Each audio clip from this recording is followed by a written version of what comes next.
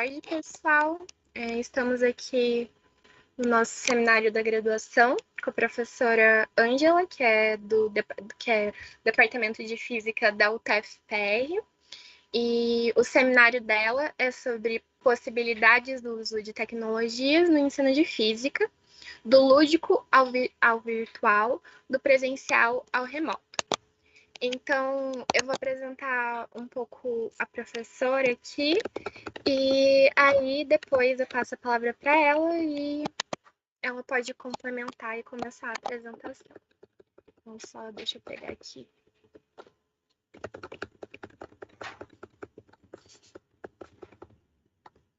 Então, a professora, ela possui graduação em Física pela Universidade de São Paulo, tem mestrado em Ciências, área de concentração Física Nuclear Experimental, também pela USP, e ela fez doutorado sanduíche em Ciências, também na área de Física Nuclear Experimental, pela Universidade de São Paulo e por uma universidade da Alemanha, que eu não sei falar o nome. Atuou como professora no ensino médio de Física e Matemática em escola particular no estado de São Paulo, como docente no ensino superior em instituições particulares e públicas.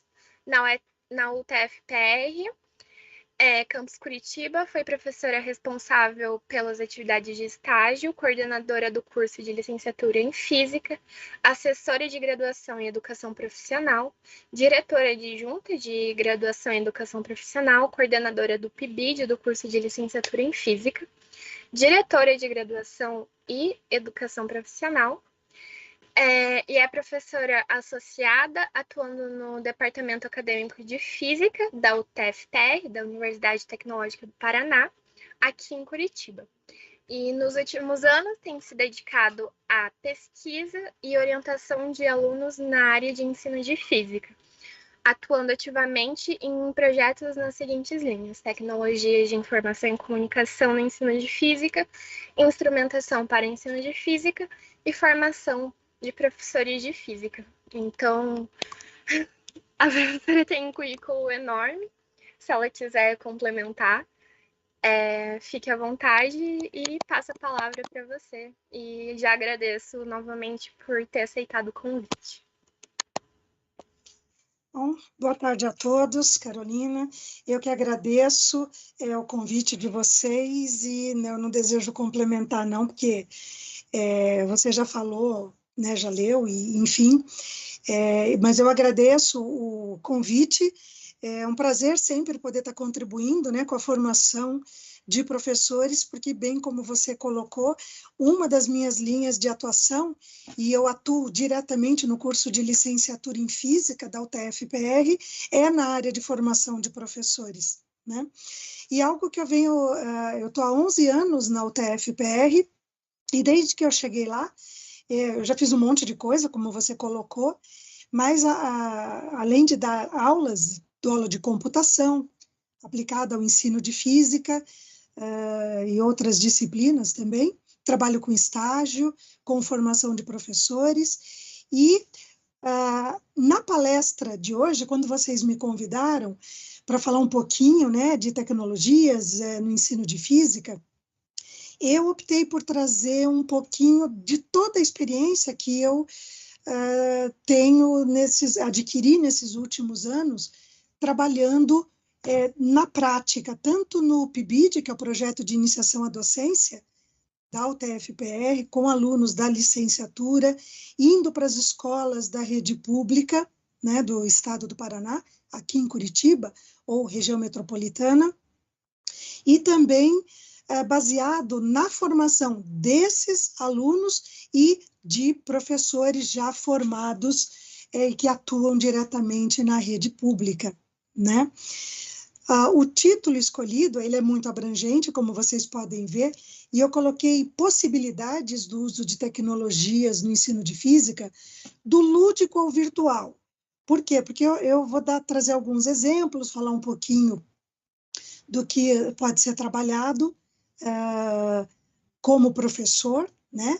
Como futuros professores ou professores de física, e de um tema que é muito atual e que nos diz respeito nesse momento que nós vivemos, e que eu não poderia me furtar ele, que é sobre a pandemia. Como que era o ensino antes, como que todos nós, alunos, estudantes e professores, tivemos que nos adaptar ao trabalho remoto, ao ensino híbrido ou totalmente remoto, e como que está sendo essa transição? O que esperar depois, no futuro? Então, eu vou fazer, veja, eu estou indo do antes, do durante até o depois.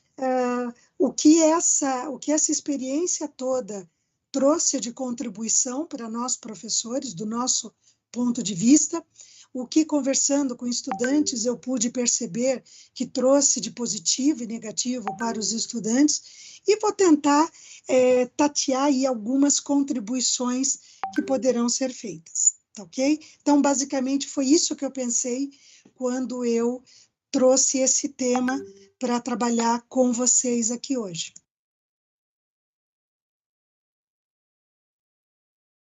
No caso agora aqui, o que eu vou mostrar, vou fazer uma introdução sobre o tema, né?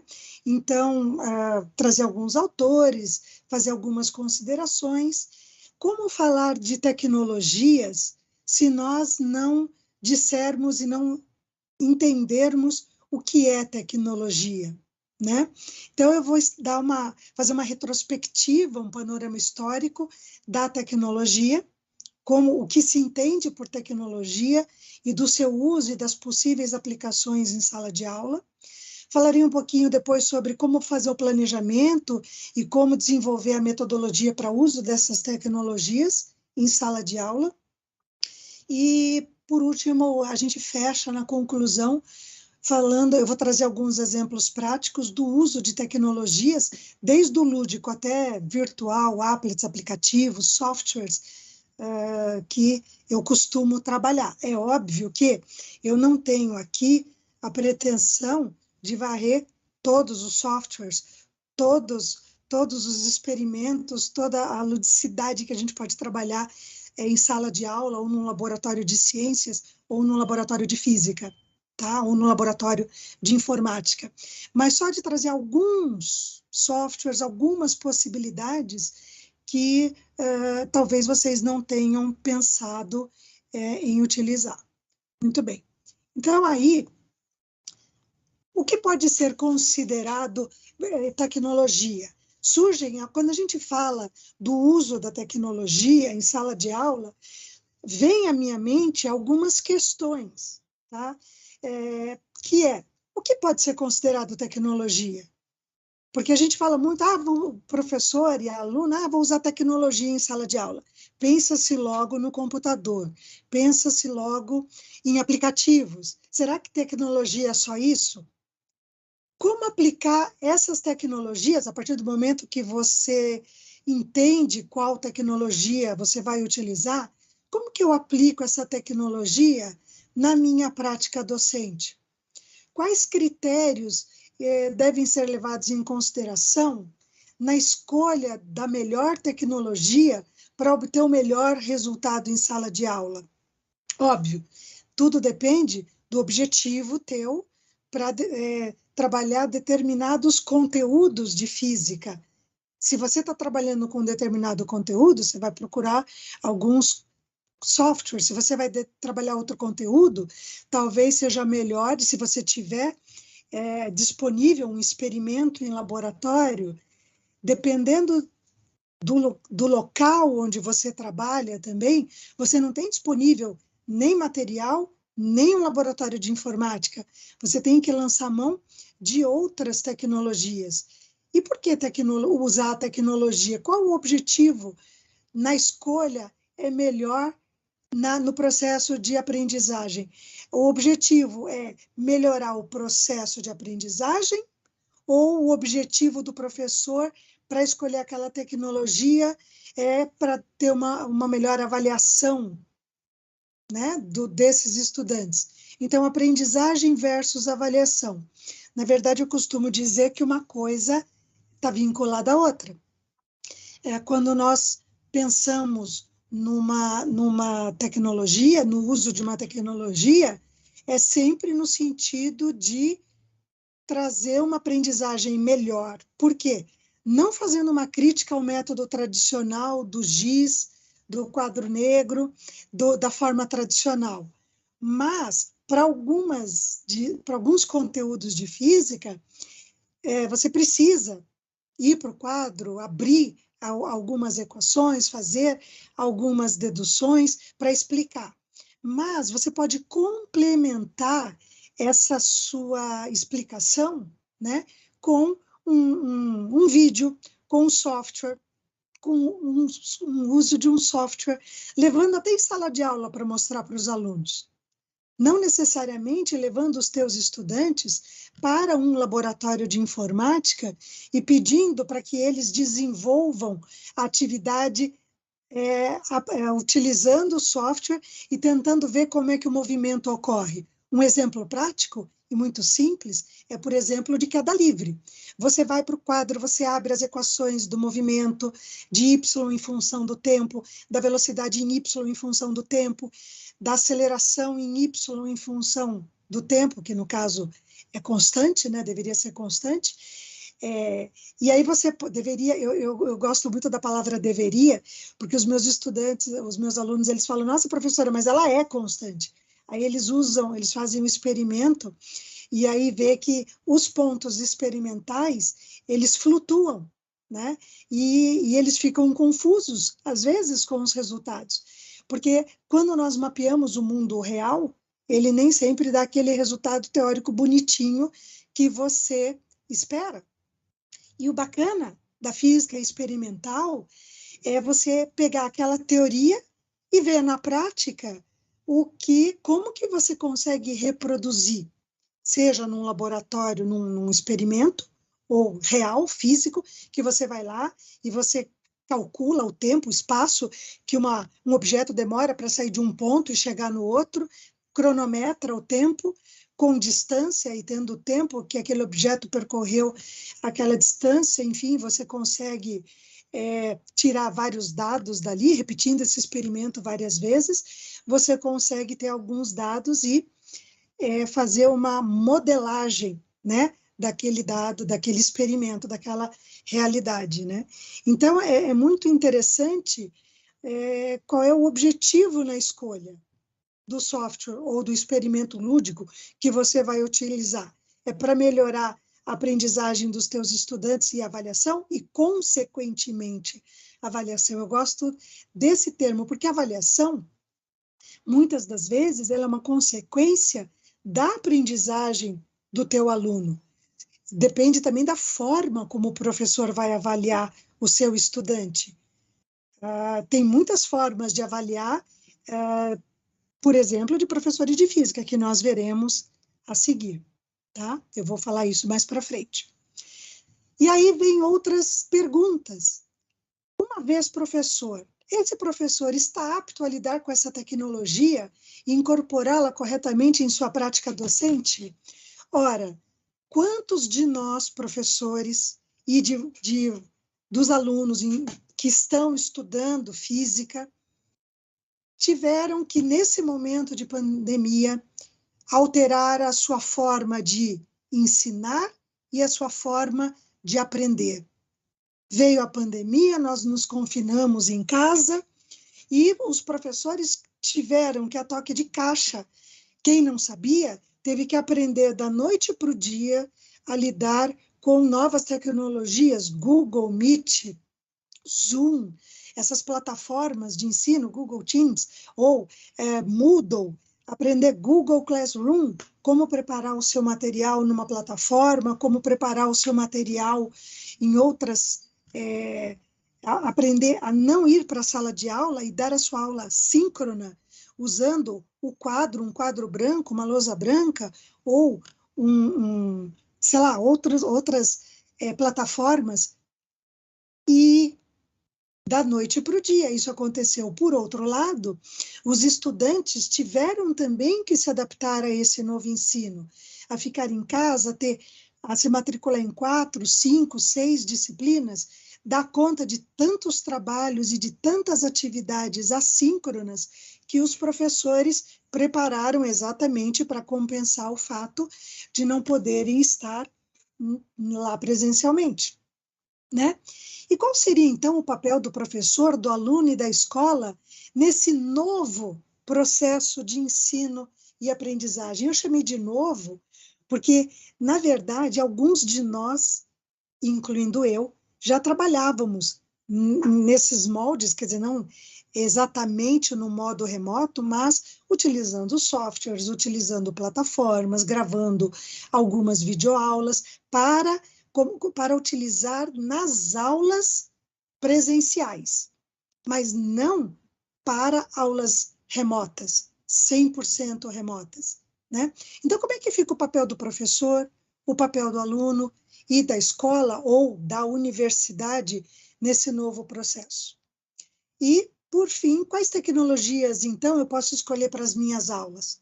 Estando no presencial, ou estando no remoto, ou estando no modelo híbrido? E aí a gente faz um apanhado geral lá no final. Então, começando com o que pode ser considerado tecnologia. Temos um autor, Kensky, 2012, ele diz que tecnologias podem estar ligadas a equipamentos, obviamente, né?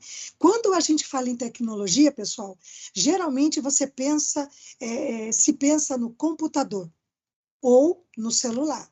É o que está mais próximo do nosso dia a dia, né? Que são os equipamentos tecnológicos. Mas tecnologia, segundo esse autor, também pode ser a linguagem oral, a linguagem escrita e a linguagem digital dos computadores, né?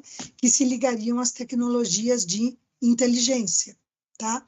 Então, vamos entender aqui que quando a gente fala de tecnologia, por exemplo, eu posso trabalhar com tecnologia digital, com um computador, com software, com aplicativo, com uma linguagem de programação, mas eu também posso estar trabalhando com com jogo de tabuleiro, com jogos lúdicos e não necessariamente o digital. Eu posso estar trabalhando com o lúdico.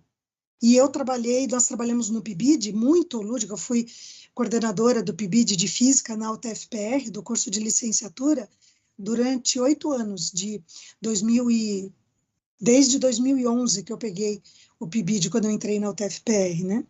E aí nós passamos por todas essas tecnologias, dependendo da turma e do colégio em que nós trabalhávamos, porque depende muito da tecnologia, do que a escola te oferece, do que a instituição te oferece de possibilidades para você trabalhar. Nós vemos, às vezes, o professor chegar com muito gás numa sala de aula, né, querendo inovar, só que aí a escola não tem um laboratório de informática que funcione, ele não pode levar os alunos para o laboratório de informática, não tem equipamentos de física para fazer experimentos de física, não tem nem o espaço, muitas das vezes, né? E aí realmente o professor vai se desmotivando também nesse sentido. Tá? Professora, Oi. Posso fazer uma pergunta? Pode sim. Sim. Você pode explicar melhor como a linguagem oral e linguagem escrita tem a ver com a tecnologia? Não ficou claro para mim. Tá. Quando a gente fala de tecnologia na linguagem oral, né, você está dando... A gente pode, por exemplo, se remeter ao método tradicional. O método tradicional, ele não deixa de ser uma tecnologia, tá? Quando você pede um trabalho para o teu aluno, um trabalho escrito, antigamente, né, onde você, no ensino médio, você pedia uma lista de exercícios, um trabalho que o aluno tinha que entregar escrito, essa é uma tecnologia. Por incrível que pareça, antes da década de 50, né, vamos supor, 60, você pedia trabalhos escritos, é uma tecnologia.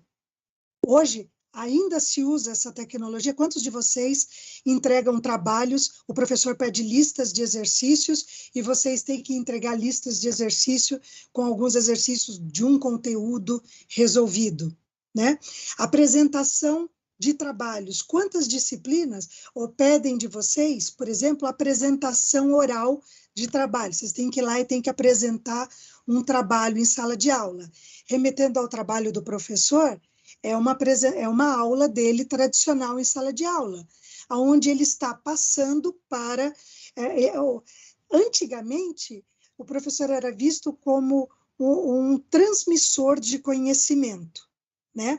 Então, ele falava, supunha-se que ele era o detentor máximo do conhecimento daquele assunto, e ele explicava, ele falava, então era uma comunicação oral.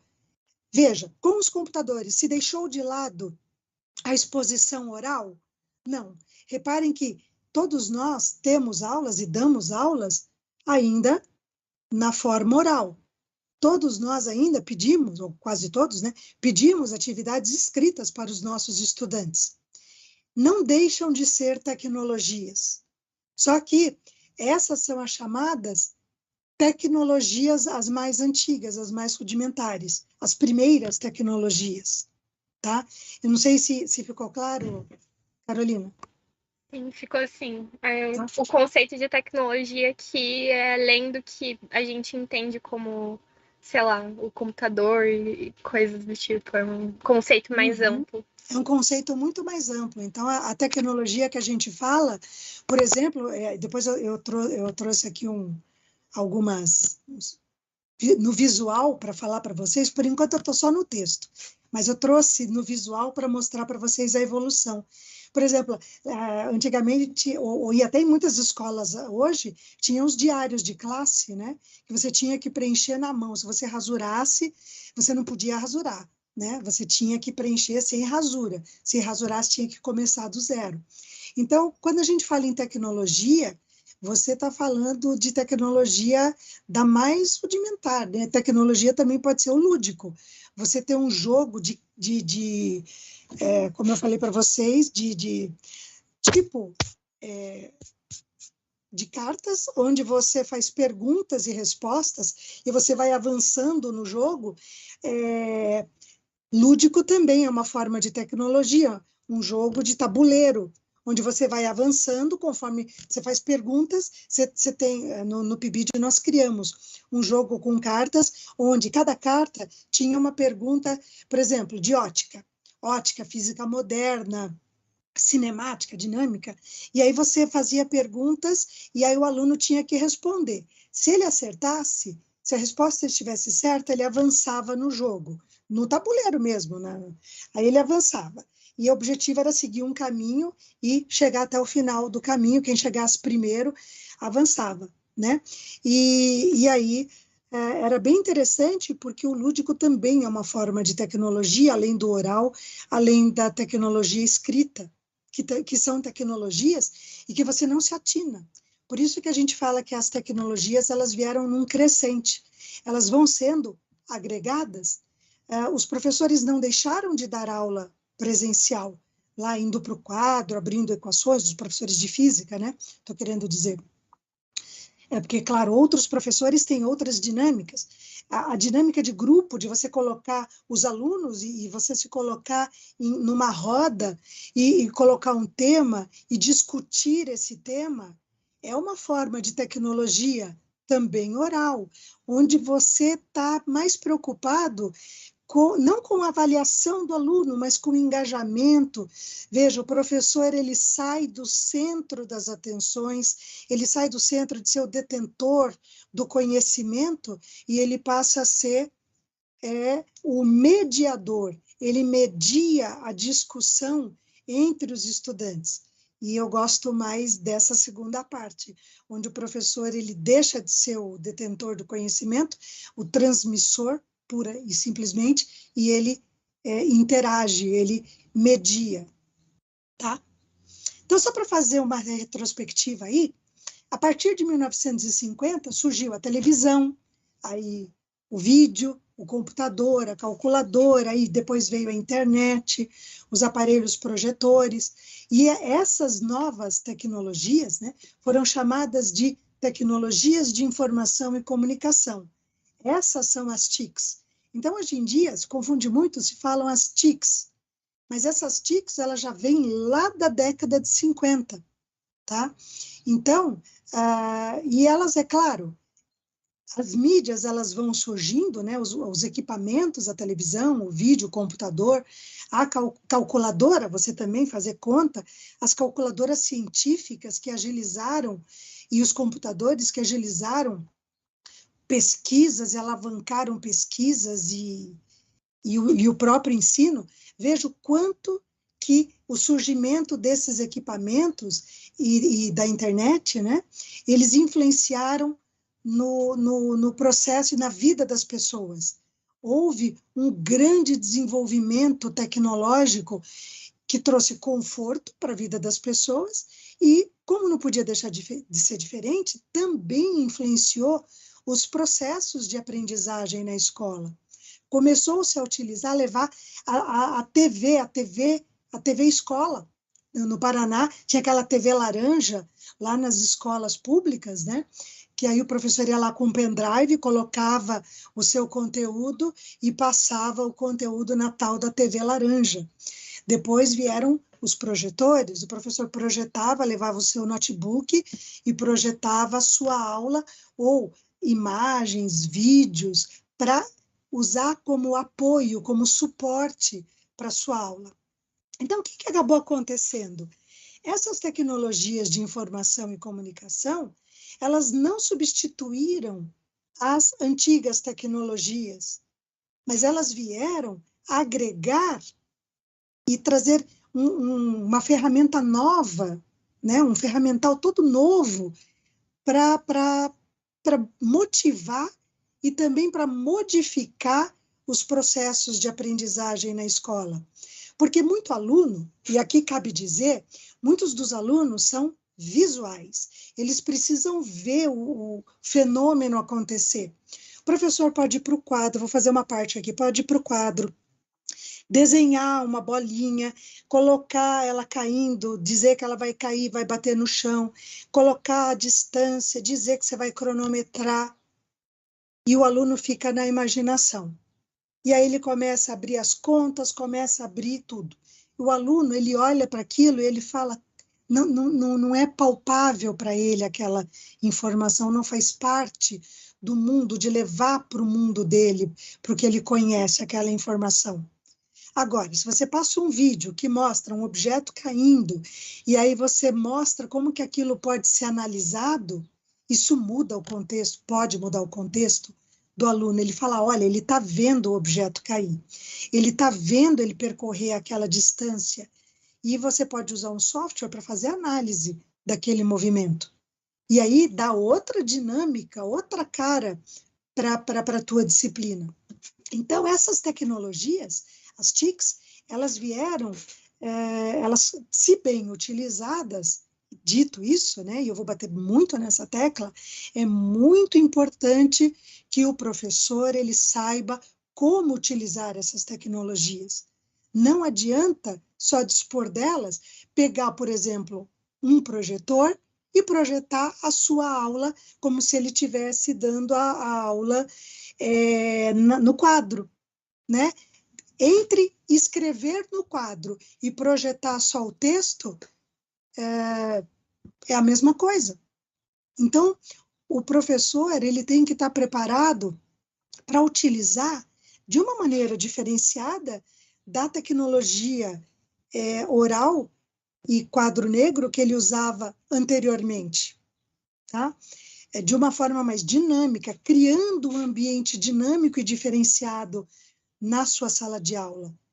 Ele sai de cena como detentor do conhecimento e passa a ser mediador.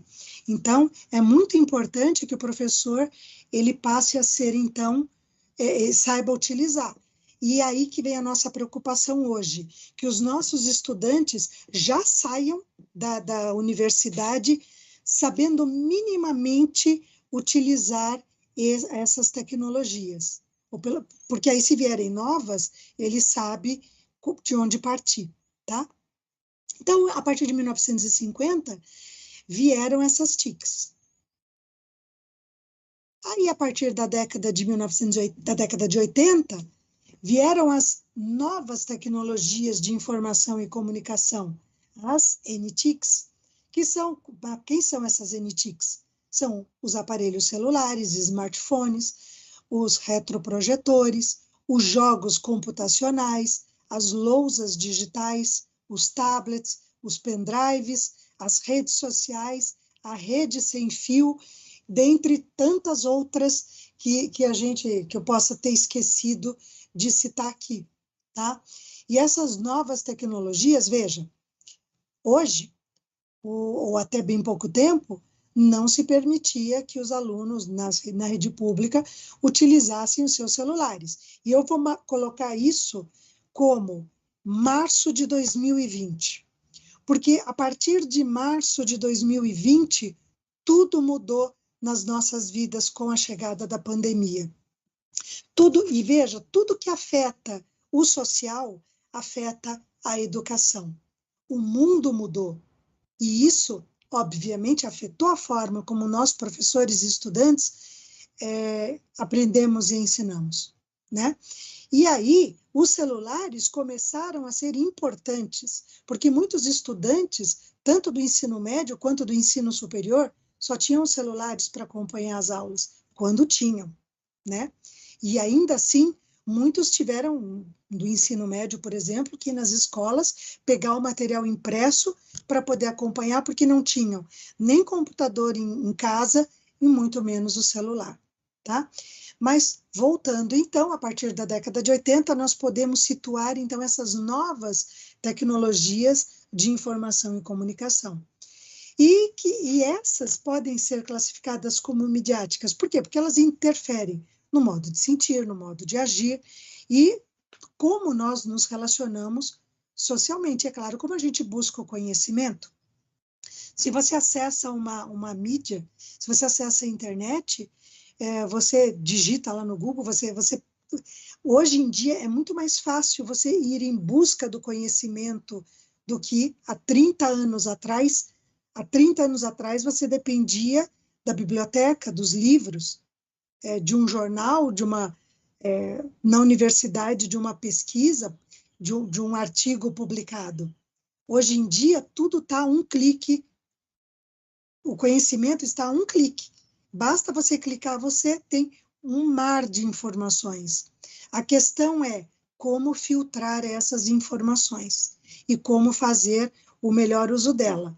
Tanto o professor para preparar a sua aula, como o estudante para trazer essa informação no seu dia a dia. Então, aqui eu trouxe alguns exemplos de tecnologias digitais, tá? Então, nós temos aqui a lousa digital, o computador, o smartphone, o tablet, o computador, o retroprojetor, câmera digital, internet sem fio, enfim, nós temos várias tecnologias à nossa disposição. Pergunta, nós dominamos todas elas? Se nós formos parar num local de ensino que tenha uma lousa digital, nós sabemos usar? Nós fazemos pleno uso dessas tecnologias digitais? Qual é o aproveitamento do nosso estudante? Tudo isso são questões para a gente pensar. Não tenho a pretensão de dar respostas, mas de trazer perguntas para que vocês repensem a sua forma de ensinar, para que vocês, futuros professores, pensem como serão como futuros professores também.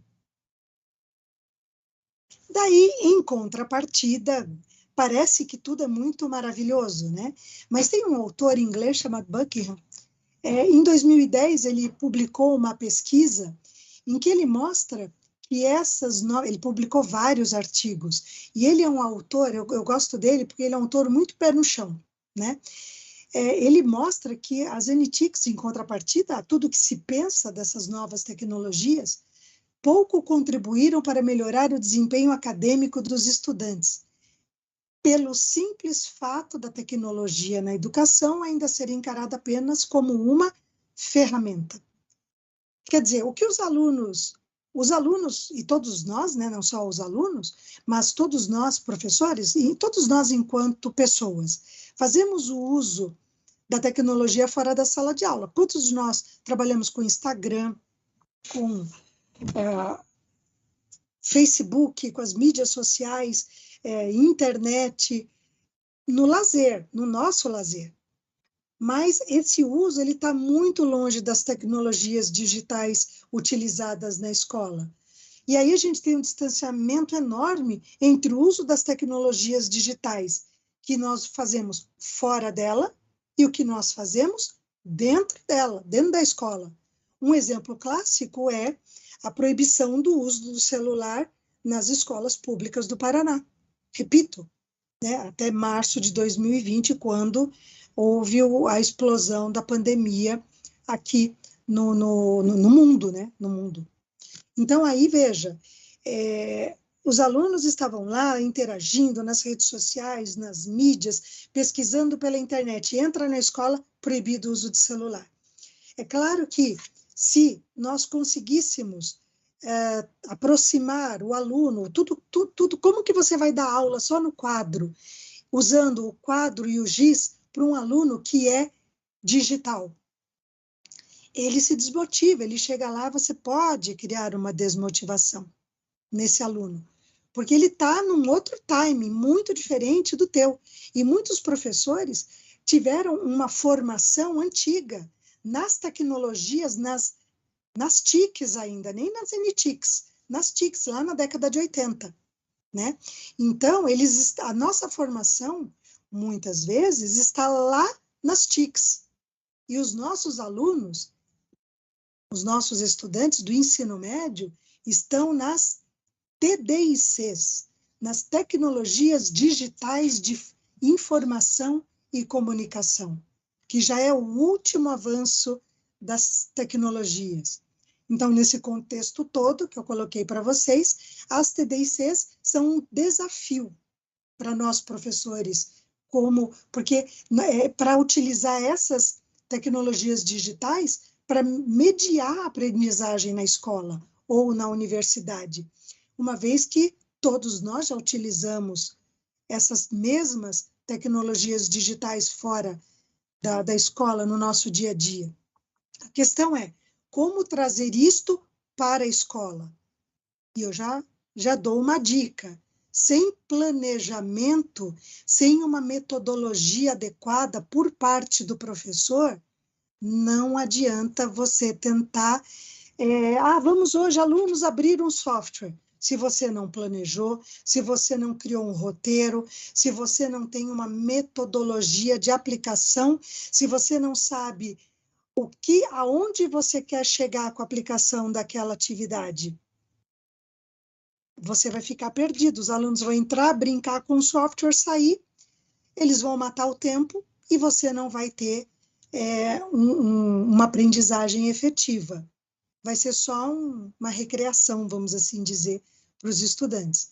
Então, a aplicação das tecnologias digitais da informação e comunicação, as TDICs, tem que ser aplicadas com planejamento, metodologia e uma análise, para você poder, e uma reanálise constante da tua aplicação, para você poder ir modificando esse planejamento conforme nos dados que você vai obtendo.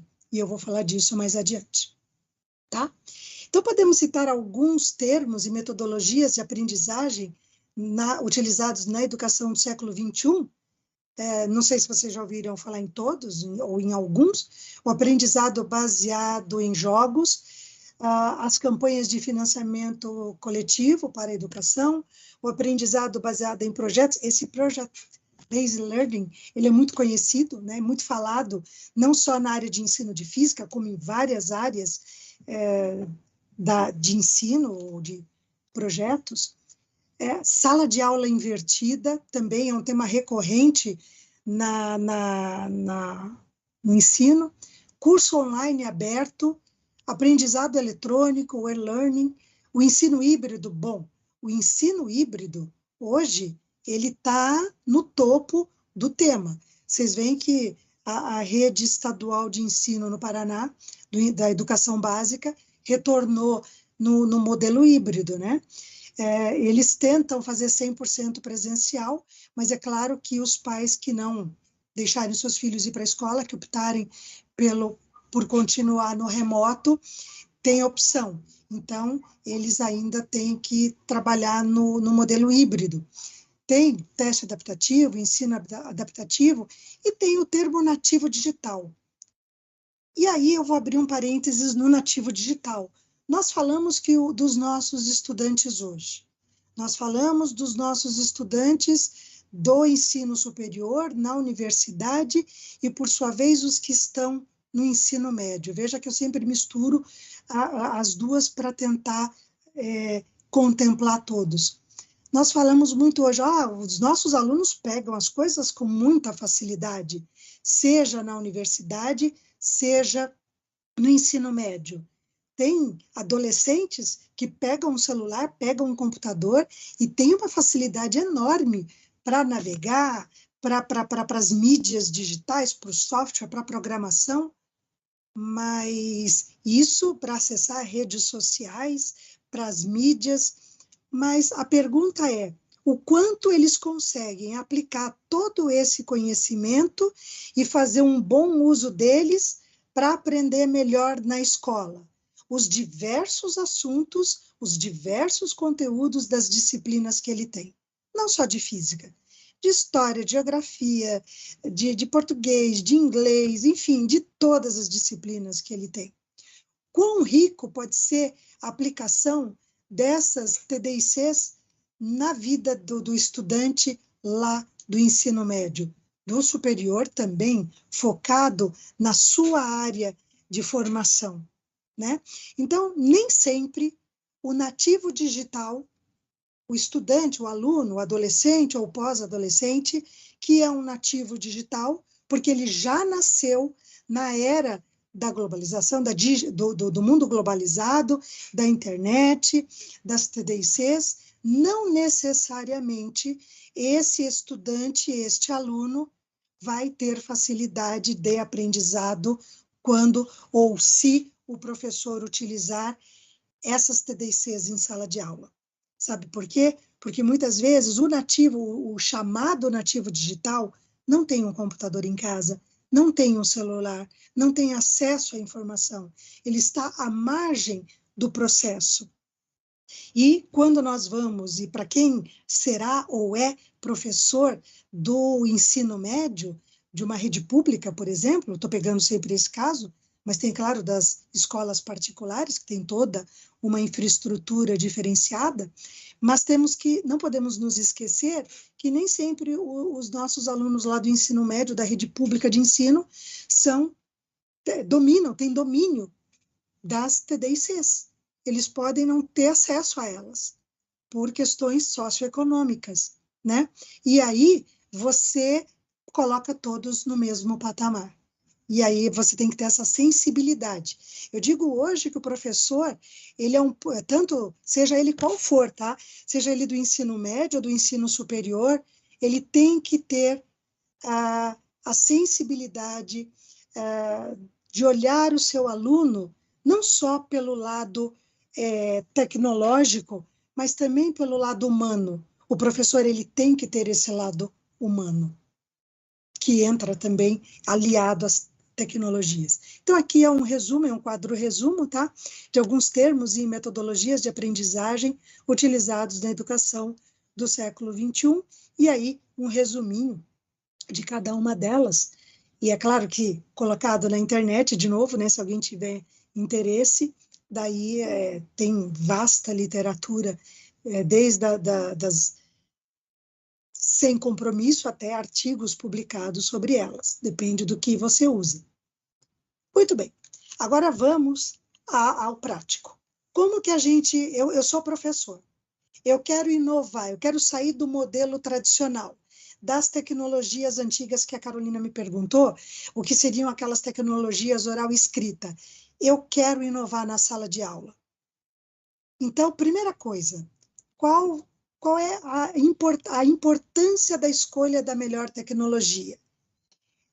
Eu quero privilegiar a aprendizagem ou eu quero privilegiar a avaliação? Ou o meu objetivo é que, através da aprendizagem, uma aprendizagem efetiva, o meu aluno possa melhorar na avaliação que eu vou fazer. Essa avaliação, ela é uma avaliação continuada, que eu vou fazendo avaliação ao longo da aplicação da minha disciplina, ou eu vou dar uma avaliação no final, cobrando todo o conteúdo? Qual é a melhor estratégia? Bom, várias pesquisas, vários pesquisadores na área de ensino, e há controvérsias nesse sentido, colocam que a melhor forma de você avaliar é ter uma avaliação contínua, é trabalhar conteúdos com os teus alunos, trazendo essas TDICs ao longo da disciplina e indo avaliando ao longo da disciplina com pequenas avaliações que compõem o todo, tá? Então, e por experiência própria, eu digo que essa seria uma boa estratégia, funcionou para mim, tá? No ensino superior. Mas aí, é claro, cada um se adapta da melhor forma. Como planejar, a partir do momento que você, então, escolheu a melhor tecnologia, eu vou trabalhar, eu, por exemplo, gosto de jogos, eu gosto de joguinho de computador e, poxa, seria legal se eu pegasse um joguinho de computador e mostrasse para os meus alunos um conteúdo de física, sem querer fazer, é claro que eu vou ter que falar nomes aqui de alguns jogos, né? Mas, por exemplo, Angry Birds, ótimo para fazer lançamento de projéteis. Para você pode pegar, você pode usar um segundo software, que é chamado Tracker, para gravar o passarinho fazendo aquele lançamento oblíquo, e aí você mapeia a trajetória e você calcula lá x e y em função do tempo, a velocidade em função do tempo, você tem as equações, você tem os gráficos. Então, veja, tá, eu gosto de joguinho. Vou usar o Angry Birds e o Tracker, que eu já vou falar mais deles adiante, tá? Mas como que eu vou... Já escolhi o software para um determinado assunto.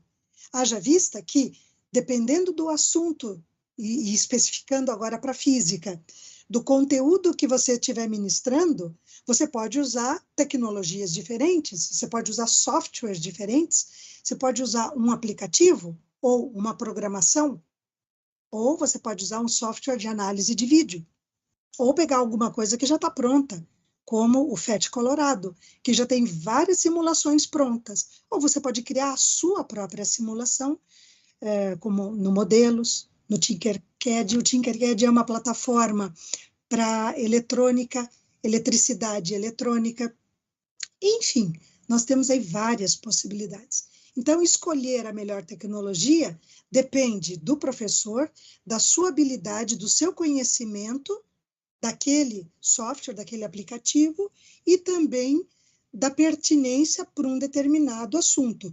Eu não vou usar, por exemplo, o Tracker para eletricidade, para falar de associação de resistores em série paralela. Ele não é adequado, mas o Tinkercad é, entendeu? E eu já vou mostrar daqui a pouquinho eles.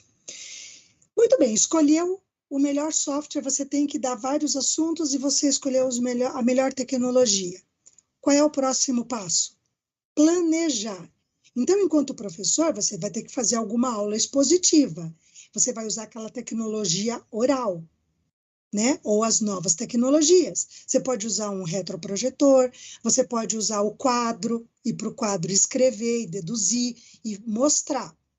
De qualquer forma, usando o retroprojetor com slides ou no quadro negro, você vai ter que dar uma aula expositiva. Você vai ter que abordar esse conteúdo. Para quê? Para você mostrar a teoria. O que diz a teoria sobre aquele assunto? Qual é a formulação teórica, as considerações teóricas sobre, por exemplo, o movimento oblíquo? Quais são as equações vinculadas a essa discussão sobre o movimento oblíquo? Quais são os gráficos que a teoria diz que você tem que obter de um de uma posição em função do tempo, de uma velocidade em função do tempo. Então, você expõe o que a teoria, você traz para a tua turma o que os teus estudantes deveriam esperar. Aí você aplica ou o lúdico, ou um experimento no laboratório, ou você abre o aplicativo. E aí você obtém dados com esses, você simula o lançamento oblíquo, com o joguinho do Angry Birds, por exemplo. Ou você vai para o laboratório de física e usa um experimento mesmo próprio para lançamento oblíquo. Eu trabalhava com lançamento horizontal, eu improvisava e eu ensino os alunos lá na UTFPR, nas aulas experimentais de mecânica clássica, a fazer experimentos caseiros. Por quê? Porque eu sei que muitos dos nossos estudantes vão para ser professores da rede pública e não vai ter experimento lá. A gente usava desde os experimentos prontos, que tínhamos no almoxarifado, até experimentos caseiros. Então, eu pegava aquele passador de fio, que a gente compra em qualquer loja de material de construção, eu tirava e usava só aquela parte que tem a canaleta, colava com fita dupla face na mesa, a outra ponta eu colocava na parede, aí ficava um lançamento, ela ficava uma curva. E aí no chão, ela saía do final da mesa, a bolinha vinha, percorria horizontalmente e caía no chão. No chão eu colocava papel de seda, carbono, e ela marcava no carbono. Aí eu tinha a distância da mesa aonde a bolinha saiu até ela bater no chão. Eu tinha o alcance da bolinha. E eu tinha a altura da qual a bolinha caiu. E eu tinha uma semiparábola. Olha a riqueza de informações, de dados físicos que você pode ter montando um experimento simples em sala de aula. Ou utilizando o joguinho do Angry Birds, onde o passarinho é arremessado para matar os porquinhos do outro lado, né? E aí você tem um lançamento oblíquo e você trabalha também os mesmos parâmetros, mas de forma diferente. De qualquer forma, você tem que planejar essas atividades. E tem também os podcasts. Recentemente, eu participei de uma banca de TCC, onde a aluna avaliou podcasts de física, que são aqueles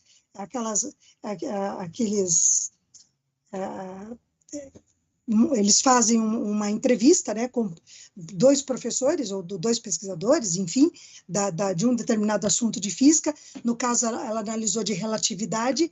Aí eles vão fazendo perguntas e vão expondo de forma divertida via rádio, né? E aí eles vão trabalhando esse conteúdo durante uma hora e meia, e aí depois o professor pode usar essas informações dos podcasts que ficam gravados como conteúdos, pegar um pedaço da discussão sobre aquele assunto de relatividade, ou sei lá de quântica, ou de qualquer assunto da física, para trabalhar em sala de aula. O professor que eu digo é o professor de ensino médio, o professor de ensino superior também, tá? E aí levar essa discussão e falar para os alunos o que eles acham, qual é a opinião deles. Olha, estamos trabalhando uma TDIC, que são os podcasts, e trazendo para trabalhar uma tecnologia antiga, oral, em sala de aula, né? Então, você tem que tomar cuidado, você tem que se planejar para essa atividade, né? E eu gosto muito de trabalhar com roteiros, e o roteiro é o planejamento do professor, e ter clareza, obviamente, nos critérios de avaliação para os estudantes. Aula expositiva, então, através de quadros, slides, corretor projetor, focando no conteúdo a ser desenvolvido. A escolha da tecnologia pode ir desde o lúdico até o virtual. A metodologia, desenvolver um roteiro, escolher a metodologia de obtenção e análise dos dados, seja de um jogo, seja de um aplicativo, seja do lúdico, e como avaliar essa atividade, seja essa tecnologia que você utilizou. Então, tem que estar muito claro para o estudante como ele vai ser avaliado, quais são os critérios de avaliação a partir da metodologia que você escolheu anteriormente. Por exemplo, eu trago aqui, eu dou uma disciplina na licenciatura em Física, que é computação para o ensino de física.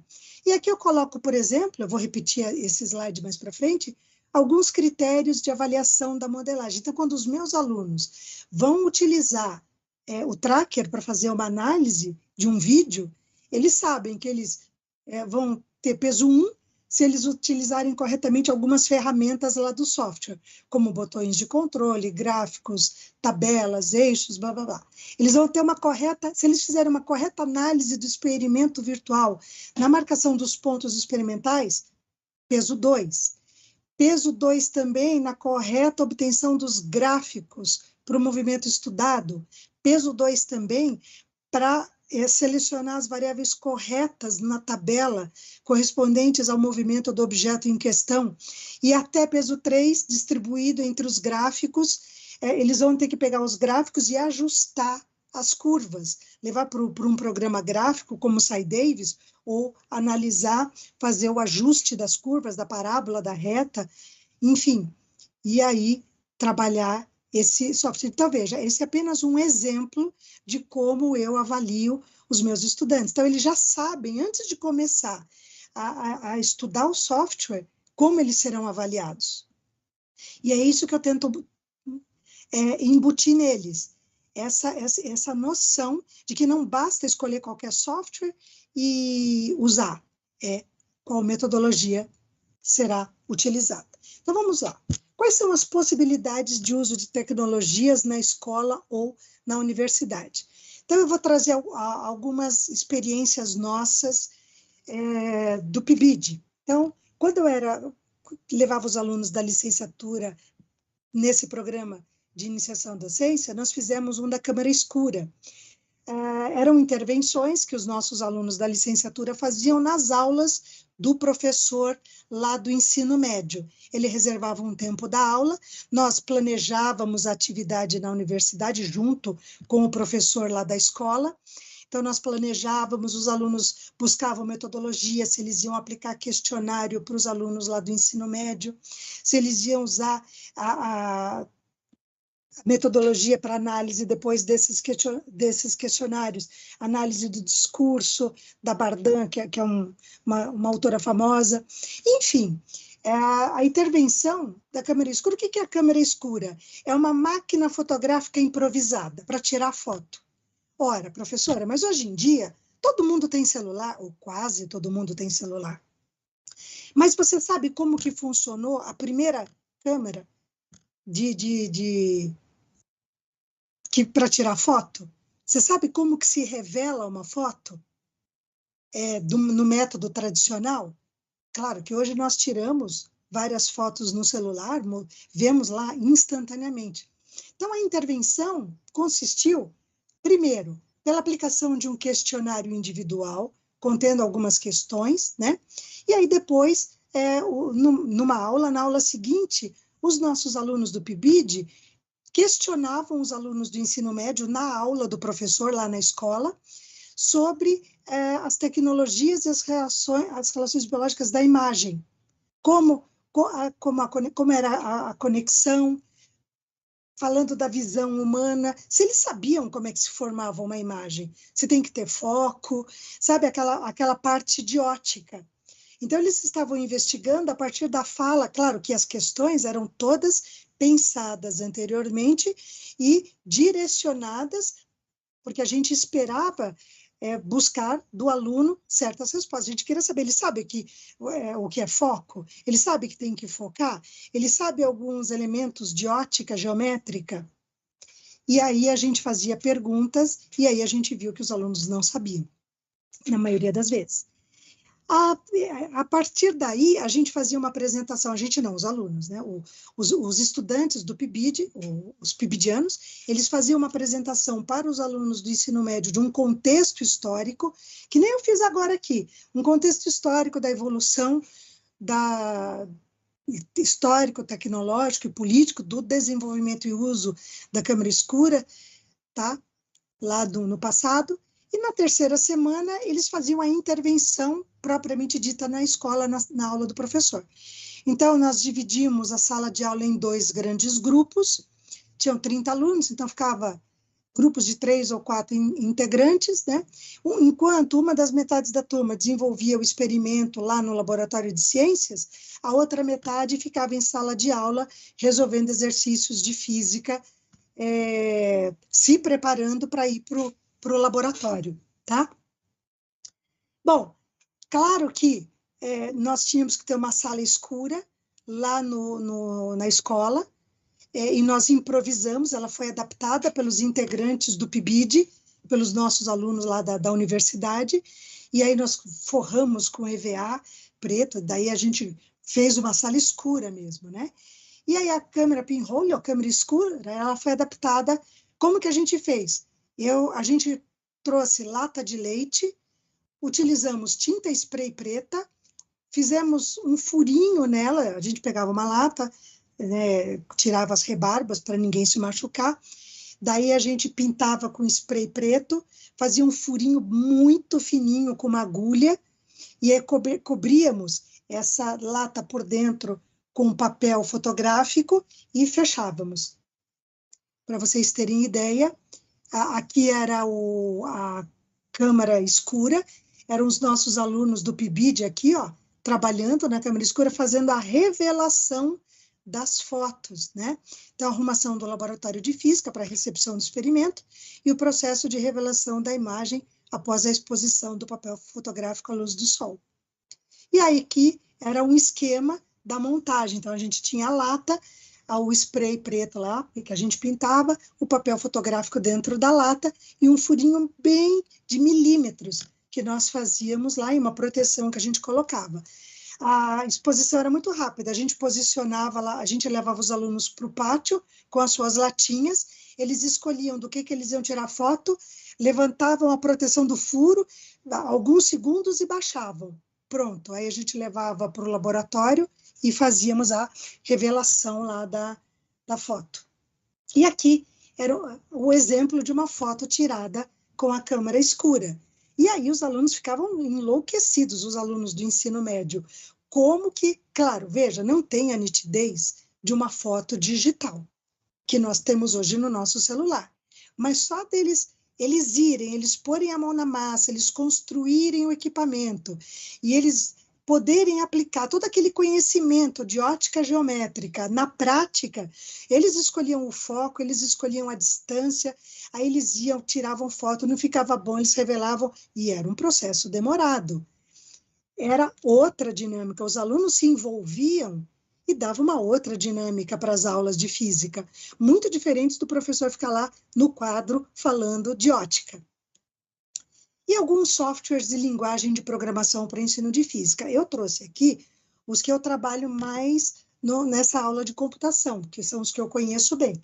O Tracker, o Modelos, o Tinkercad e o Python, tá? Eu vou falar rapidamente sobre eles.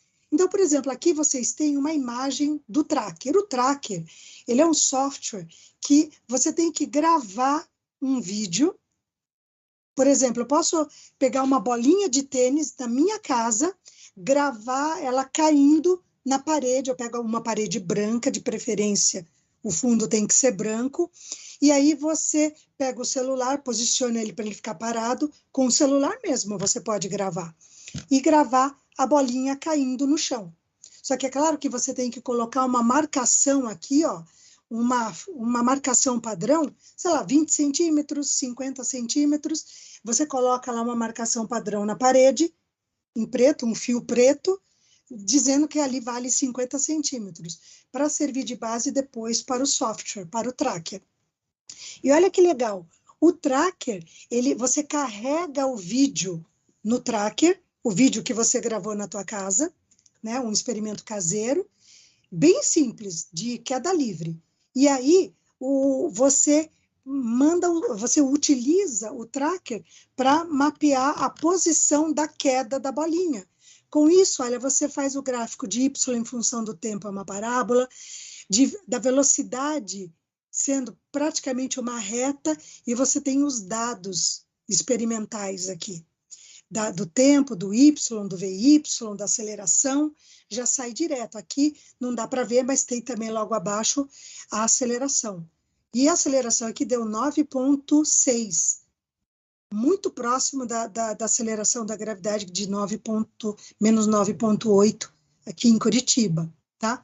Então, essa é uma possibilidade de você... E é claro que o professor tem que dominar o uso do tracker, então ele tem que conhecer o software, saber como colocar a fita de calibração, como obter os dados manualmente ou automaticamente, enfim, ele tem que dominar esta tecnologia se ele quiser utilizar. Dá para utilizar, gente, com um monte de experimentos caseiros. Os nossos alunos fizeram. Eu pedi para os alunos filmarem experimentos caseiros, e eles filmaram movimento circular, queda livre, lançamento horizontal, lançamento oblíquo, enfim, teve uma gama de experimentos, MHS, com mola. Eles foram bem criativos e dá uma outra dinâmica para a aula. Quais foram os critérios de avaliação da modelagem? Bom, nós utilizamos, olha só, eu disse para eles que eles iam ser avaliados na modelagem, eles iam gravar o experimento e analisar, e aí eles iam enviar para que eu visse como que eles fizeram a análise. E uso correto das ferramentas, correta análise do experimento virtual, obtenção correta dos gráficos, dos dados das variáveis na tabela e a correta análise da curva ajustada dos dados experimentais, né? Quais os critérios do roteiro?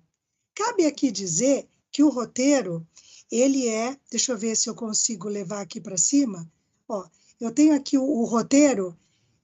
O objetivo tem que estar muito claro e definido no roteiro, uma fundamentação teórica detalhada e didática, com gráficos, com equações, com teoria. Eles têm que explicitar a metodologia de análise do vídeo, de análise dos gráficos, com questões. Por quê? Porque não adianta só obter os gráficos, você tem que situar o problema. Quais questões eu posso fazer a partir dos gráficos? Quais questões de física eu posso formular para os meus alunos do ensino médio a partir da obtenção dos dados tabelados? Aprender a interpretar um gráfico, aprender a interpretar um dado tabelado. E, é claro, aprender a fazer uma referência bibliográfica nas normas da BNT. Temos também um outro software, que é o Modelos. O Modelos, aí, você não vai fazer um vídeo para trazer para o tracker. Aqui você simula o movimento, e aqui era a simulação da queda livre no Modelos. Então, veja, você tem aqui do lado esquerdo o modelo matemático. Então, o legal do Modelos é que você pode explicar para o teu aluno, lá no ensino médio, ir lá explicar toda a modelagem, como que é a equação do y em função do tempo, da velocidade, da aceleração, colocar toda a fundamentação teórica, e aí você vai para o modelo e fala, lembra daquelas equações que eu passei para vocês em sala de aula? Vamos colocar essas equações no modelo matemático agora. E aí você obtém, ó, aqui é uma bolinha que está caindo, aí você tem aqui, o rosa é a posição, você tem os gráficos da velocidade, da aceleração, ó, uma parábola, uma reta, e aí você associa, e os dados tabelados, né? De posição, de velocidade, de aceleração, da queda livre. Então, o aluno, ele vê o objeto caindo, ele vê os vetores aparecendo conforme o movimento acontece, ele vê os gráficos sendo construídos simultaneamente, e ele vê os dados aparecendo aqui. E olha a precisão, olha a aceleração da gravidade, menos 9,75 metros por segundo ao quadrado da queda livre simulado no Modelos, tá? Daí, da mesma forma, tem os critérios de avaliação da modelagem, então, organização na descrição dos algoritmos, no quadro de programação do Modelos, uso das ferramentas, a visibilidade do layout, a criatividade da situação, problema de física, porque não adianta só criar tudo isso. Quais são os problemas de física? Você tem que aliar isso a um problema, tem que ter uma historinha, e aí você tem que fazer questões e formular perguntas e problemas para o aluno resolver em cima dos dados do software, do gráfico obtido, dos dados tabelados e do fenômeno físico abordado. tá? E avaliação do roteiro, mesma coisa. Objetivo, fundamentação teórica, a metodologia do modelo matemático lá no Modelos, como faz a análise dos gráficos, fazer perguntas sobre o gráfico, sobre a análise, e termina lá com as referências bibliográficas. Só para dar um exemplo. Esse outro software é o Tinkercad. É um software, veja, às vezes aluno queima LED, queima resistor, capacitor, lá no protoboard, né? E quantos pesquisadores trabalham com Arduino no ensino de física no laboratório experimental? Aqui, utilizando o Tinkercad, você tem uma plataforma virtual de eletricidade eletrônica. Você pode ensinar desde associação simples, série, paralelo e circuitos mistos sem a placa do Arduino, tá? Trazendo uma pilha, porque tem a opção de escolher a pilha aqui nos componentes básicos. Você pode trazer uma fonte de tensão variável, tá? Você pode trazer resistores e associar eles nesse protoboard virtual em série, em paralelo. E aqui eu trouxe para vocês uma foto de um projeto que os alunos tiveram que fazer, que era simular uma sequência de 3 semáforos e para abrir um, a fechar o outro, temporizar aí a abertura e o fechamento dos semáforos, verde, amarelo e vermelho, e aí eles tinham que programar essa placa de Arduino na composição desse semáforo. E foi muito legal, porque eles trabalharam com associação em série paralelo de alguns componentes como LED, capacitor, resistor, e aí foi muito bacana, e programação, misturou de tudo um pouco. Tá? Concluindo, e tem o Python também, mas o Python ele é linguagem de programação, que aí você pode utilizar, é muito parecido com a linguagem C, tá? Mas aí é uma linguagem de programação que você utiliza, por exemplo, se você quer resolver uma equação matemática, ele é muito bom para resolver equações matemáticas e para fazer questões para alunos em sala de aula. Bom, concluindo, eu tentei misturar um pouquinho de tudo.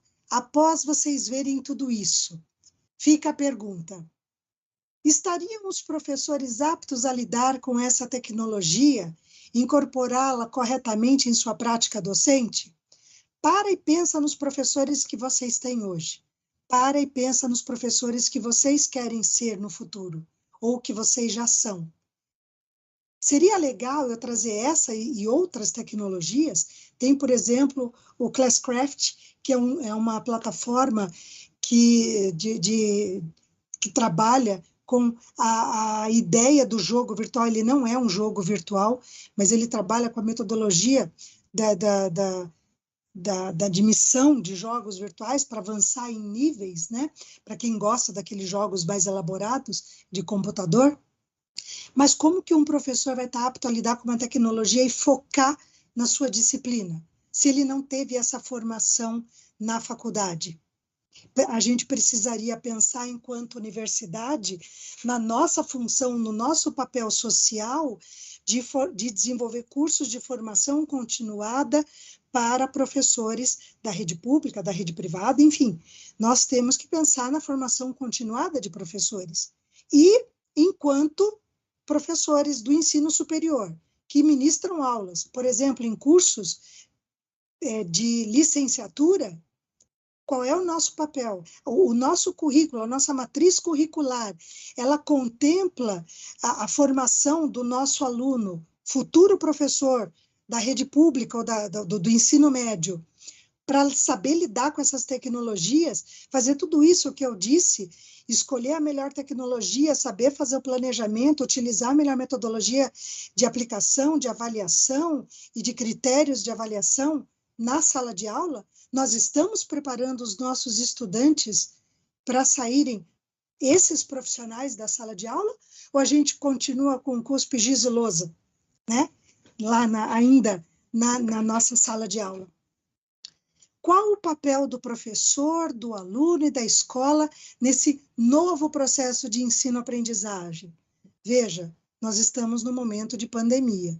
Na universidade, nós ainda estamos, pelo menos na UTFPR, alguns pouquíssimos professores retomaram o modelo híbrido, a grande maioria continua no remoto. O professor teve que se adaptar a toque de caixa, aluno teve que se adaptar a esse novo processo de aprendizagem, professor ao processo de ensino. E o papel da escola, e o papel da universidade?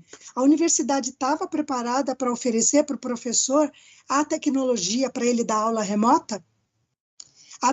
A universidade estava preparada para fornecer ao aluno pacote de dados, equipamento para os alunos que não tinham e não dispunham de pacote de dados e de equipamento? Ou esses alunos ficaram à margem do processo?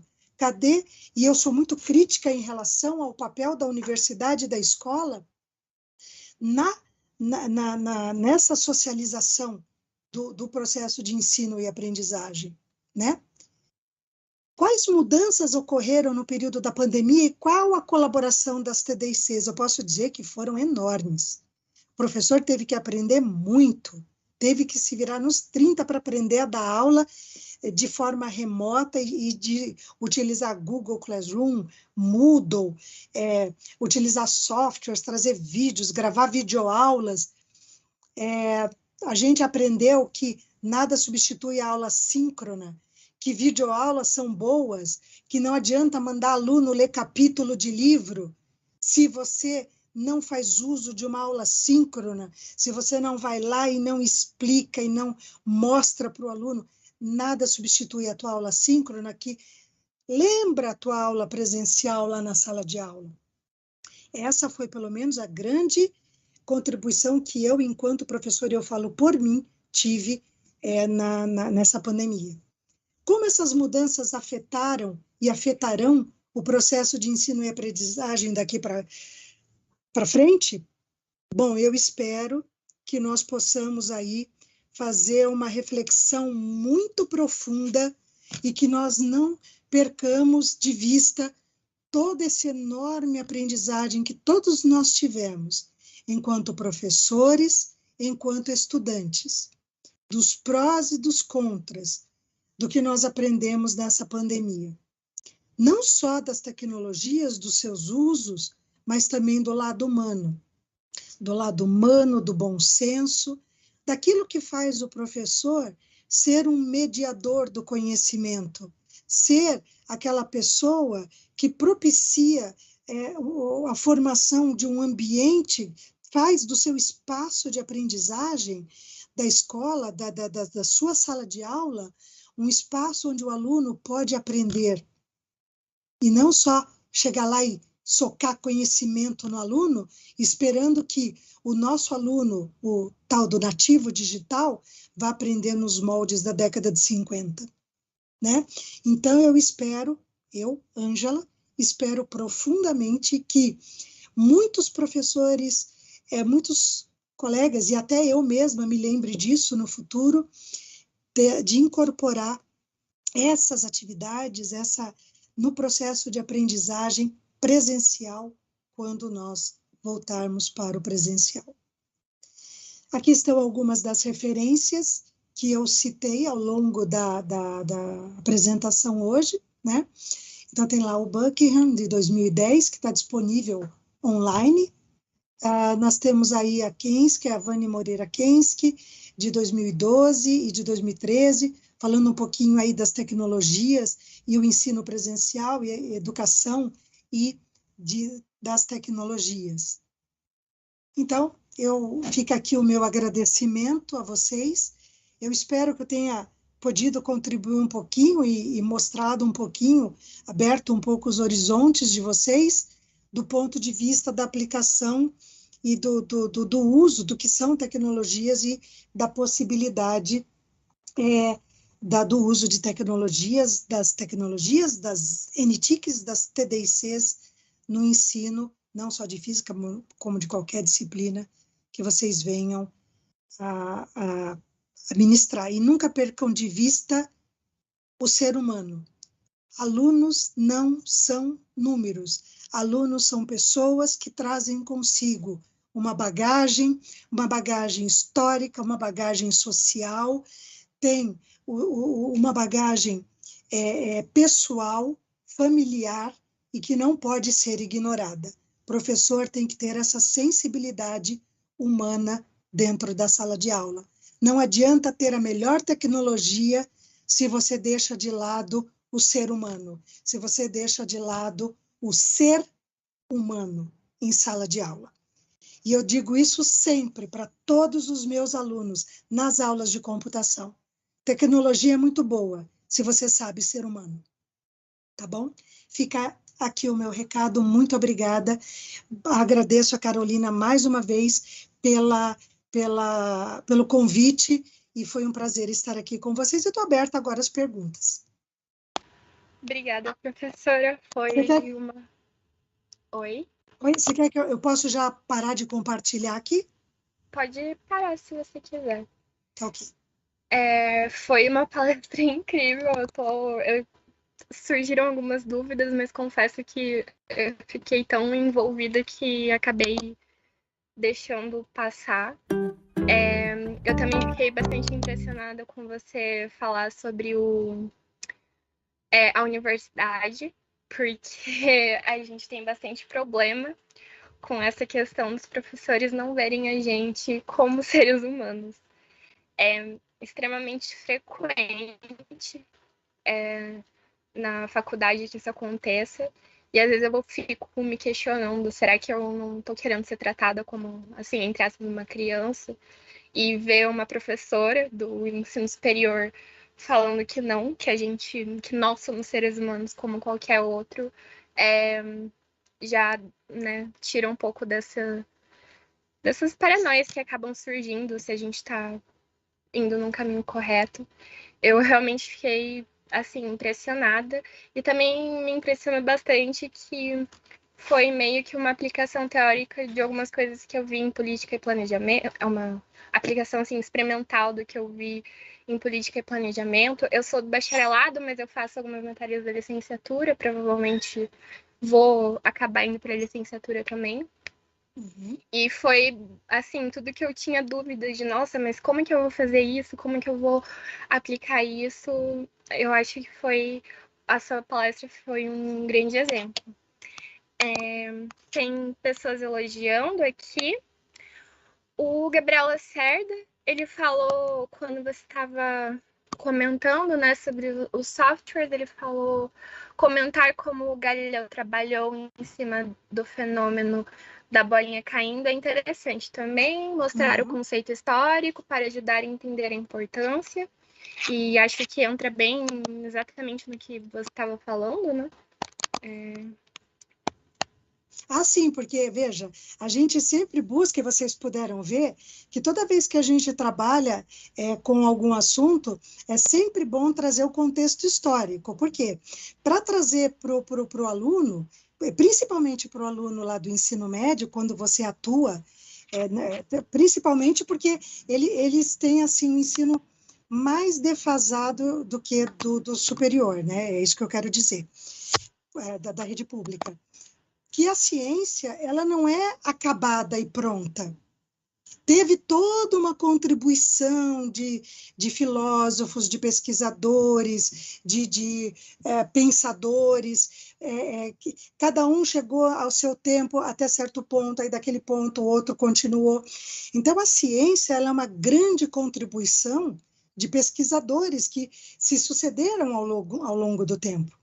Então, esse contexto histórico, ele sempre traz essa ideia, e aí coloca na cabeça do aluno, poxa, então, peraí, então se a cada época, ao longo da evolução da humanidade, sempre alguém descobre algo a mais, então quer dizer que hoje, em 2021, tudo que nós sabemos, pode ser que alguém descubra algo a mais e que venha mudar alguma coisa que a gente já sabe hoje, ou que venha agregar algo que a gente já sabe hoje.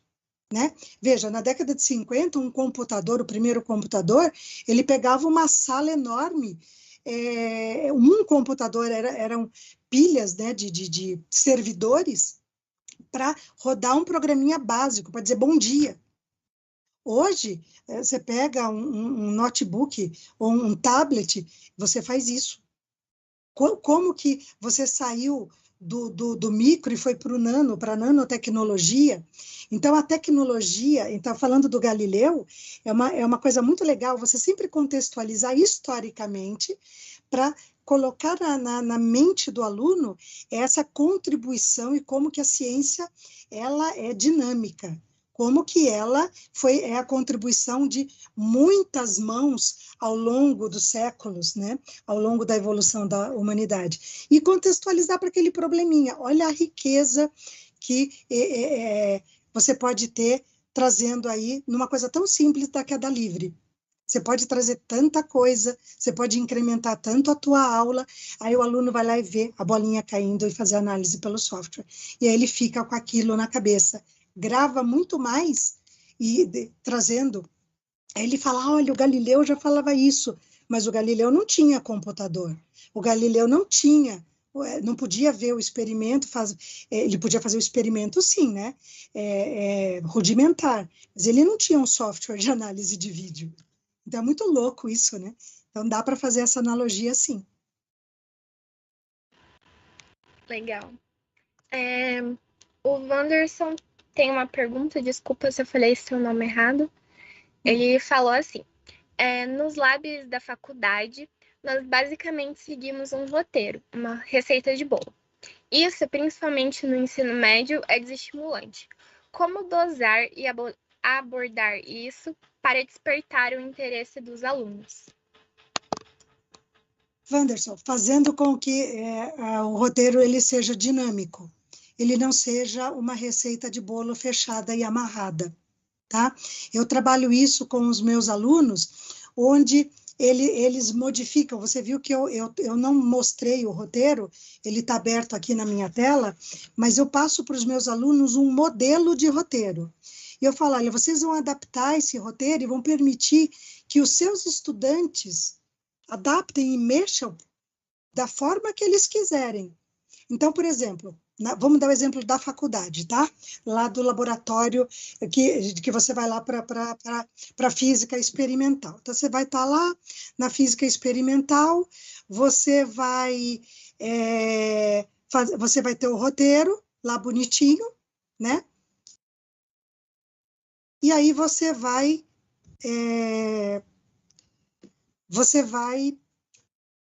o professor já te dá o roteiro pronto e acabado. Geralmente era isso, fizeram isso comigo, né? Eu tinha um roteiro fixo, aí eu olhava para aquele roteiro, aí eu falava, meu Deus do céu, tá, eu seguia, era uma receita de bolo, eu nem sabia o que eu estava fazendo, mas eu seguia, dava certo no final, tinha que chegar num resultado lá, mas eu confesso que eu lembro quando eu fiz física lá na USP, eu ia para o laboratório, maravilhoso o laboratório, né? Diga-se de passagem, o equipamento fantástico, mas eu não sabia o que eu estava fazendo. Aluna de Física 1, hoje eu sei o que eu estava fazendo. Hoje eu sei qual era a metodologia, o objetivo, qual era o critério de avaliação. Naquela época eu não tinha a menor ideia. Então, o que eu faço com os meus alunos hoje lá na universidade? Eu levo eles eu dou aula de computação, como eu dava aula lá eu dou aula de computação e já dei aula de física experimental, tá? Então, o que eu fazia? Eu dava um roteiro, um modelo. Só que eles adaptavam o roteiro, eles tinham eu dava um modelo, assim, fundamentação teórica. Aí eu dizia como que eles tinham que fazer a fundamentação teórica. Só que eu não dava a fundamentação teórica pronta. Objetivos, descreva os objetivos, o objetivo principal e os objetivos específicos. Eles tinham que desenvolver, eles têm que desenvolver, escrever quais são os objetivos. Para isso, eles têm que pesquisar. Para fazer a fundamentação teórica, eles vão pesquisar em livros, eles vão pesquisar na internet, eles têm que colocar a fundamentação. Na hora de descrever a melhor metodologia, eu dou algumas possibilidades de metodologia. Eles escolhem qual é a melhor e eles vão desenvolver a metodologia e vão colocar no roteiro. Então, é um jeito diferente. Eu não dou um roteiro pronto, eu dou um modelo de roteiro. Quem constrói o roteiro é o meu aluno da universidade. O meu aluno que está matriculado na minha disciplina de computação ou de física experimental. Ele vai construindo, porque ele vai falar, poxa, mas espera aí, que metodologia que eu vou usar aqui? Que análise que eu vou fazer? Eu vou pedir para calcular tempo, para calcular velocidade? O que eu vou fazer aqui? Eu vou medir o quê? Eu vou medir altura, eu vou medir distância, eu meço mais de uma vez? Quantas vezes eu meço? Estatisticamente, uma medida só é boa? Não, eu tenho que medir pelo menos umas 10 vezes para obter um valor médio.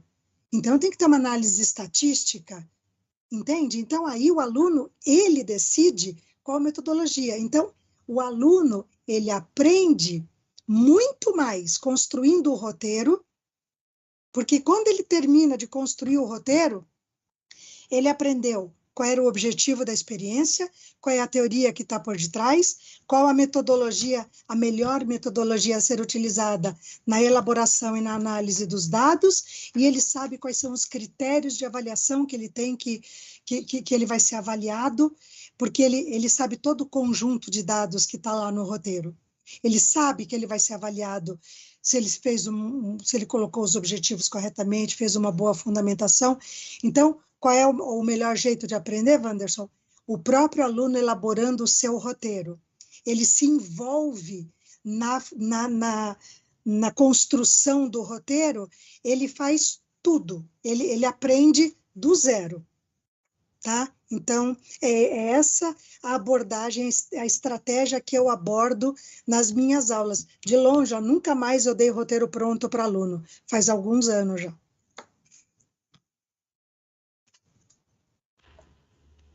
Incrível, adorei.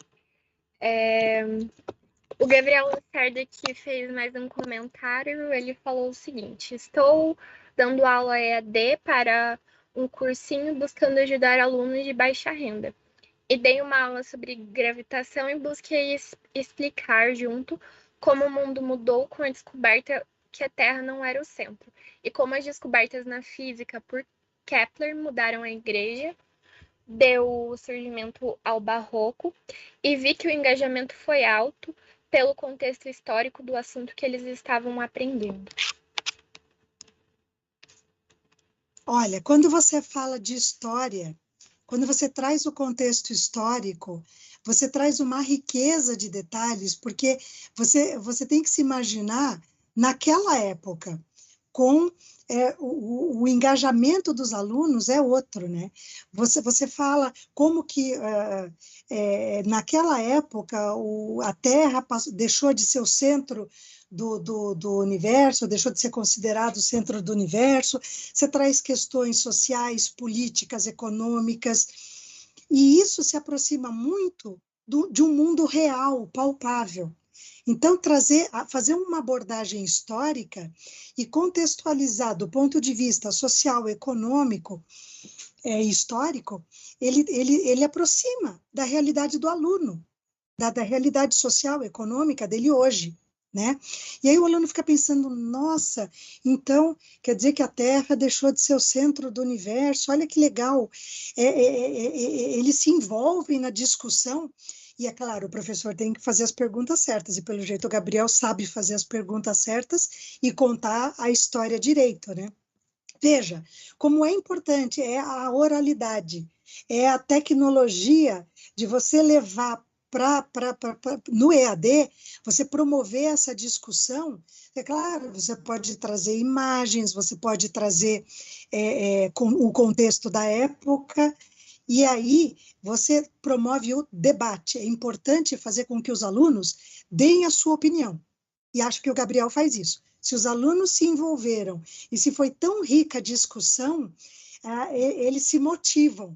E aí dá margem para depois ele trabalhar esse assunto, né, sobre gravitação, sobre outros pontos de vista, não só o histórico. Né? Parabéns, Gabriel.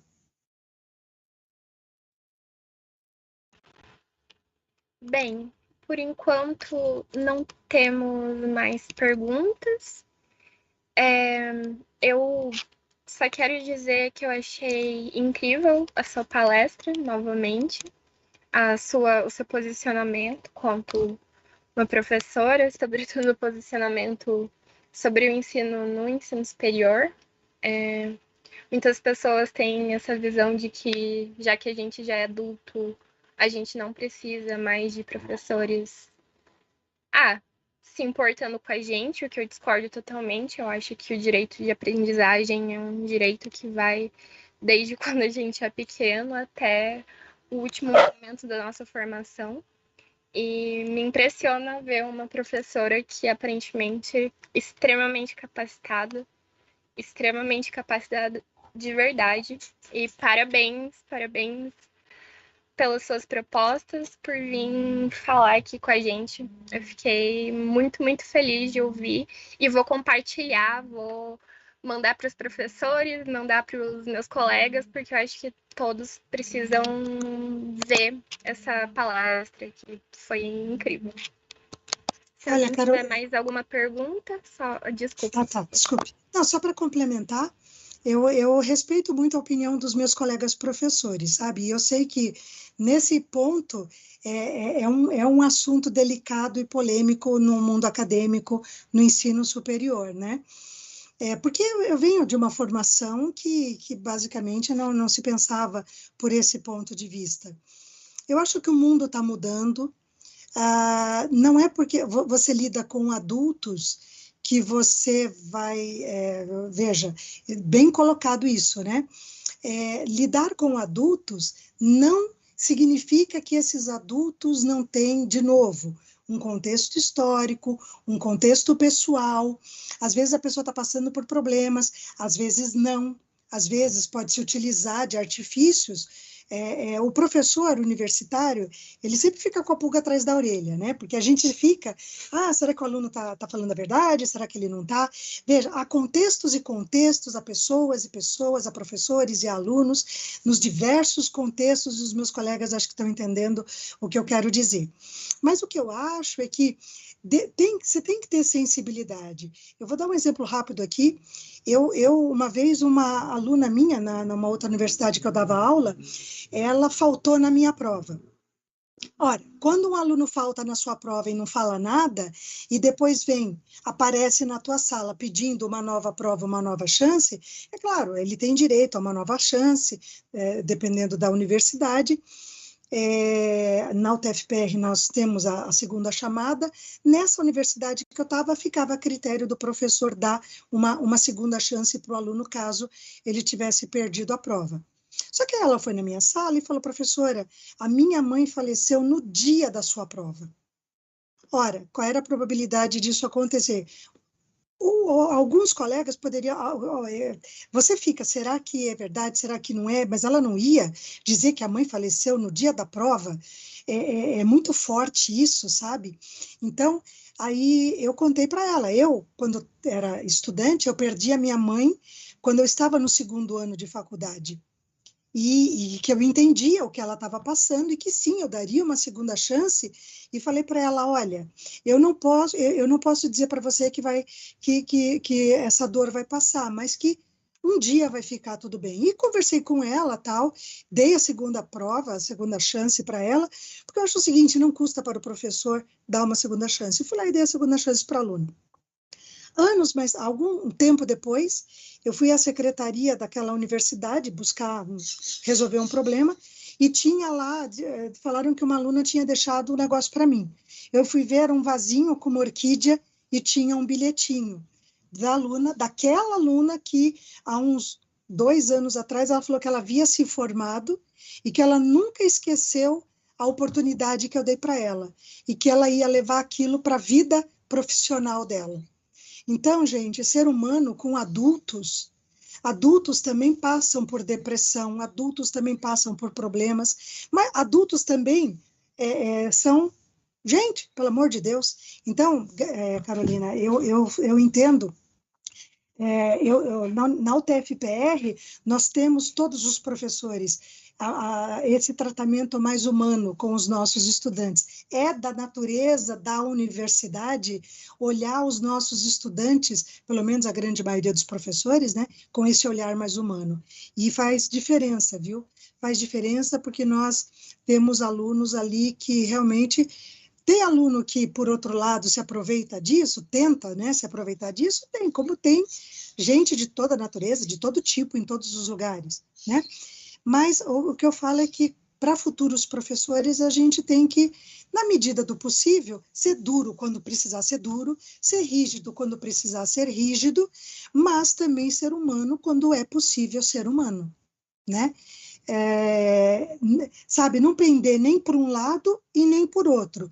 Eu gosto muito do equilíbrio e analisar, cada caso é um caso, certo? É isso, é esse recado que eu queria deixar, Carolina. Obrigada, professora.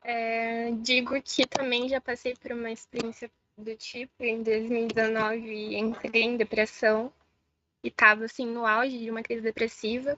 Não estava conseguindo dar conta muito da faculdade. Uma professora de didática me deu a oportunidade de fazer depois a atividade. E foi uma coisa que me impactou bastante também, porque poxa, né, eu tive a oportunidade de fazer depois e lembro dela com muito carinho. E te digo que, mesmo não fazendo a prova naquela hora, eu aprendi muito com ela. Eu lembro de tudo, assim, de quase tudo que ela falou durante as aulas, porque justamente ela me olhou como um ser humano e eu também olhei ela como um ser humano e consegui, além de ver uma aula, também ver aquilo como algo muito mais profundo para mim. E agradeço novamente por compartilhar essa visão. Infelizmente, aqui não muitos professores se importam com isso, mesmo a gente tendo casos altíssimos de pessoas com ansiedade, com depressão. E é importante ver que, mesmo assim, existem professores que se importam com a gente e que a gente pode contar, mesmo que sejam poucos, mas é realmente muito importante. E agradeço novamente. O Wanderson perguntou se pode entrar em contato para te convidar para dar uma palestra na. É Fluminense? Não, é UFU. De Uberlândia, né? Uberlândia? Uberlândia, é Uberlândia, Universidade Federal de Uberlândia. É isso, Wanderson? Vamos ver se ele responde. Mas, enfim, eu sim. disse que ele pode sim. Acho que é só mandar um e-mail. Uhum. Eu deixei meu e-mail lá, é angelae@utfpr.edu.br. Isso, qualquer coisa, mande um e-mail pra gente. Isso, que aí vocês passam meu e-mail. Uhum. Que a gente encaminha você para professora e convide assim, porque foi incrível. Muito obrigada. Eu que agradeço. Acho que a gente encerra por aqui. Agradeço a todos e todas que assistiram e daqui umas 2 semanas tem mais. E o próximo tema vai ser de econofísica, bem interessante. Não conheço muita área, vamos ver o que vai rolar aí nessa apresentação. Então, até mais, pessoal. Tchau, pessoal. Até mais.